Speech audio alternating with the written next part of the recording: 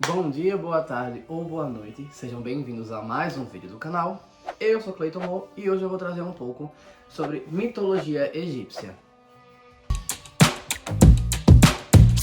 Assim, enfim, né, é uma mitologia que muita gente conhece e que a gente até estuda, né, algumas coisas na escola e eu não tinha gravado ainda, então vamos gravar um pouquinho, pelo menos para representar um pouco aí a África no canal. Eu vou falar que eu vou ser baseado nesse livro aqui. O que eu vou falar vai ser baseado nesse livro e nesse livro aqui. Também tiveram algumas pesquisas na internet, tá bom? Não foi só esses livros não, assim como boa parte dos outros. Dá pra dizer que todos os outros vídeos gravados. Enfim, eu vou começar explicando a criação. Para os egípcios, o primordial, né, a situação primordial era um mar primordial. Na verdade, se vocês pararem para pensar, a gente pode considerar como se fosse o Nilo, né? Na verdade, eles consideram como se fosse o Nilo, porque a sociedade egípcia, ela vivia em torno do Nilo e tudo era baseado no Nilo, então no Rio Nilo. Então, era para eles nada mais lógico do que acreditar que o universo começou por ali. Então, tinha um grande mar primordial, que esse mar era chamado de Nun. E desse Nun, lá da energia de Nun, em alguns lugares falam como se Nun tivesse consciência, em algum momento tivesse criado consciência. Em outros momentos falam como se não fosse só energia. Independente do que Nun era de fato, ele era água e emergiu das águas dele terra, uma porção de terra, né? Na situação, se você parar pensar no Rio Nilo, é uma situação contrária do que é um rio, né? Basicamente, ao invés de ser terra e ter água no meio, nesse caso vai ser o contrário. E saiu uma ilha, uma ilha, terra, subiu, emergiu e dentro dessa, e de lá, dessa terra, surgiu uma flor de lótus. Saiu uma florzinha de lótus. E essa florzinha de lótus, dentro tinha um brilho, e esse brilho tomou forma humana, que nesse caso era Amon-Ra. Existem algumas lendas que trazem essa parte um pouco diferente. Por exemplo, tem uma lenda que fala de um escaravelho, que ele nasceu ali como um escaravelho e fez rolar uma bola, que quando a flor de lótus abriu, saiu uma bola e essa bola era o sol, né? Que era uma representação também de Ra. E esse escaravelho foi levando essa bola por um tempo até a bola rolar para a abóbada celeste, né? E poder habitar lá para depois ele virar a forma humana. Outros falam que dali ele já saiu como uma forma humana. Mas, enfim, de toda forma, ele saiu e se transformou numa pessoa, né? Amon-Ra. E ele olhou pro lado e ficou aquele negócio, nossa, tão vazio, não tem nada aqui, só tem eu, a terra e a água. E ele se sentiu emocionado com aquilo ali, né? Ele ficou triste e chorou. Aquela gota do choro dele, ela fica na terra até o momento que ele decide criar a humanidade. Ele pega essa gota para se basear, vai usar como matéria-prima para fazer a humanidade. E aí Ra, ele começa a criar algumas coisas para poder fazer lá. Detalhe, esse deus ele tem vários nomes, Amon-Ra, Ra, e vai ter outros também. Dizem que é fruto de associação e aglutinação de culturas diferentes dos egípcios. Tipo, em algumas cidades cultuavam Ra, outras cidades cultuavam Amon, outras cidades por vários momentos diferentes da sociedade egípcia, né? Não foi tudo junto, vamos dizer assim. E aí, como era dividido em Alto Egito e Baixo Egito, tiveram algumas brigas entre eles, uns, como eu falei, cultuavam uma divindade, outra divindade, e aí quando unificaram para transformar, e aí simplesmente, é a mesma ideia que eu tenho, vamos botar essa ideia. É por isso essa questão do escaravelho e do sol, né, dessa expressão, porque é justamente os resquícios dessas sociedades desenvolvidas ali naquele período, né, de algum império, alguma coisa assim. Então, para uns era um disco solar, para outros ele tinha forma de gente, aí vamos juntar tudo numa coisa só. A questão do escaravelho era a expressão dele também, então vamos colocar também, aí inclui na lenda e fica nessa. E aí depois disso ele criou Tefnet, que é a representação da água no planeta como um todo, que é mulher, e Chu, que é o ar, a representação masculina.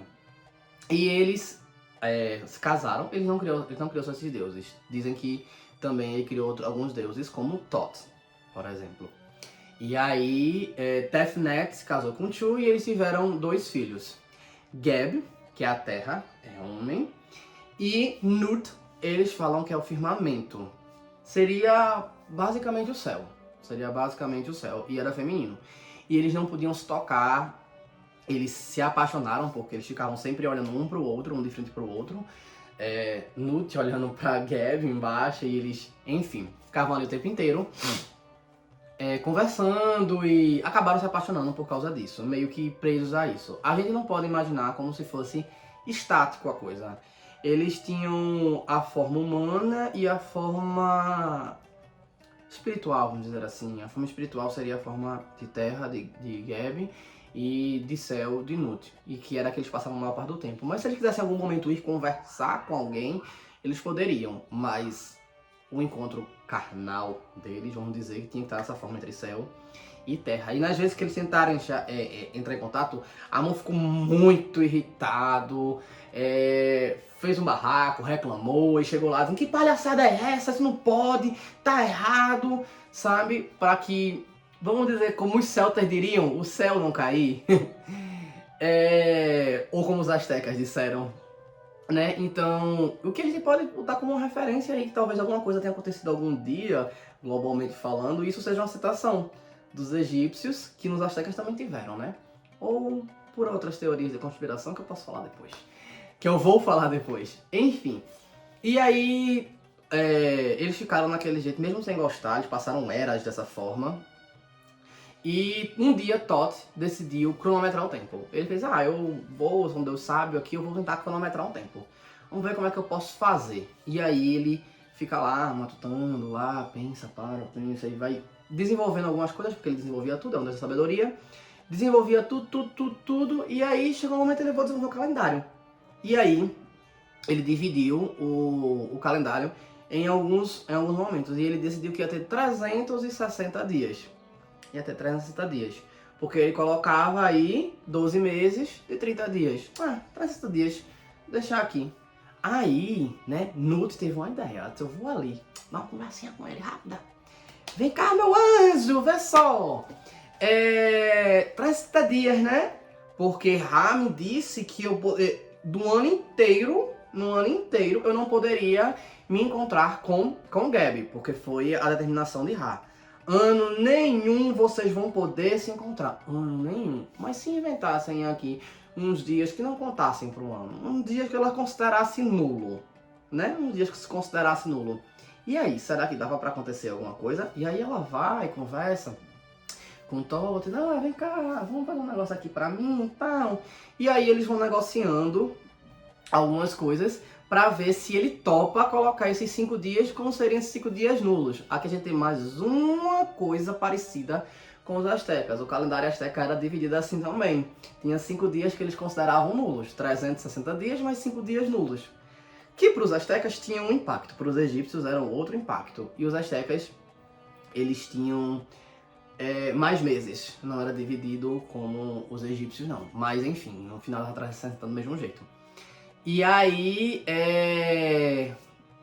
como é que diz?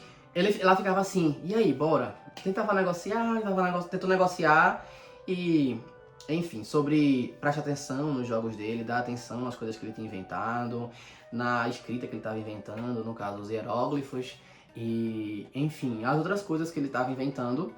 E por dar essa atenção e tudo mais, e ajudar ele com testes e coisa do tipo, ele fez: eu vou te dar esses 5 dias aí, eu vou dar esses 5 dias a mais. Mas ela não falou pra Thoth que era porque ela queria ir contra a ordem de Ra, né? Então, ele simplesmente fez: tá bom, eu vou te dar esses 5 dias aí. Eu acho que pela contagem aqui que eu tô fazendo, esses 5 dias são coerentes de existirem. Então a gente bota aí os 360 dias e esses 5 dias a mais para poder fechar o ciclo, e a gente reinicia depois desses 5 dias de extra, vamos dizer assim. Eu não quero falar de nulo, porque não, pra ele não era, mas de extra. Aí ela fez, beleza. Pronto, minha gente, era tudo que ela queria. Quando chegou esses dias, no primeiro dia, ela deitou em cima de Gabi e ali, ó. Senhoras e senhores, a partir desse exato momento eu tenho o prazer e a satisfação de informar a todos os presentes que vai começar a putaria! Começou todo um ciclo. Eles passaram 5 dias se curtindo fisicamente, entendam como quiserem entender. E eles passaram 5 dias se curtindo felizmente, e Ra não podia dizer nada. Quando Ra ficou sabendo, ficou possesso, mas ela arrumou uma brecha na lei de Ra, né? Porque ele falou que ano nenhum ela poderia encontrar com ele, né? Carnalmente. Só que aí esses 5 dias eram extras, a gente tava fora do ano. Ou seja, eles poderiam encontrar. Talvez, né, Nude seja a primeira advogada ali catando a brechinha na lei. Eita, isso aqui, ó. Isso aqui pode, né? Talvez ela deveria ser Deus dos advogados. Eu acho. Porque ali ela soube. E aí, nesse feliz encontro entre eles, e depois de Ra ir lá e reformular a ordem para que eles não pudessem, coisa do tipo, e todo um barraco, ela deu luz a 4 filhos. Que aí são, junto com Ra, são alguns deuses muito conhecidos dos egípcios, né? Que aí a gente teve Osíris, que era o deus da vegetação, fertilidade, entre outras coisas, era tipo o suprassumo dele. Inclusive fala que no templo de Thoth, numa cidade lá do Egito, quando Osíris nasceu, quando Nut deu a luz a Osíris, se anunciou lá no templo que Thoth estava trabalhando, né? Que ele trabalhava para fazer as invenções dele. Anunciou que Osíris ia ser muito promissor, porém ia ter um futuro muito triste. Ao mesmo tempo, anunciou a sorte e o azar de Osíris ali. Isis, que era irmã e veio a se tornar esposa de Osíris. Seth, o deus do caos, né? Que inclusive era ruivo. Acredito que pela raridade dos ruivos e pelo que eu já pesquisei, os primeiros ruivos, geneticamente falando, historicamente falando, era africano, então foi africano. Então faz sentido você botar essa referência por ser uma coisa rara e por ter começado por lá, então associar diretamente a um deus faria super sentido. E Nephthys, que ela era mulher também e veio a casar com Seth. Ela não corrobora para todas as loucuras de Seth, muitas vezes ela nem sabe. Então, enfim, ela acaba casando com ele e é arrastada para alguns tramões dela, mas ela não é ruim. Enfim, eu acho que isso já é uma coisa legal de ter falado sobre os egípcios. Eita, dessa vez eu esqueci de novo de falar no meio do vídeo para curtir, comentar e compartilhar. Mas vamos fazer isso, por favor. E se inscrevam no canal, beleza? Valeu!